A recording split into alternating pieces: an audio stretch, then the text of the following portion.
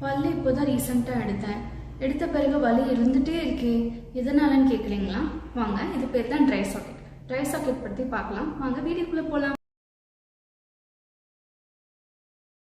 Hey hi, நான் உங்கள் doctor Deepika பேசுகிறேன். பல்லு எடுத்த இடத்துல ரத்த கட்டி மாதிரி உருவாகும். இந்த மாதிரி அந்த மாதிரி உருவாகிறது 24 மணி நேரத்துலேருந்து 48 மணி நேரத்துக்குள்ளே ஆகும். இன்கேஸ் அந்த 24 மணி நேரத்துலேருந்து 48 மணி நேரத்துக்குள்ளே நம்ம விரல் இல்லைன்னா நாக்கு வச்சு நம்ம டிஸ்டர்ப் பண்ணாலோ, இல்லை ஸ்மோக்கிங் பண்ணாலோ, இல்லை வாயில் இருக்க எச்செல்லாம் துப்பிட்டே இருந்தாலோ, இல்லை கடினமாக வாய் கொப்பளிச்சாலும் இந்த ரத்த கட்டி வெளியில் டிஸ்டர்ப் ஆகி உடையிறதுக்கான சான்சஸ் நிறைய இருக்குது.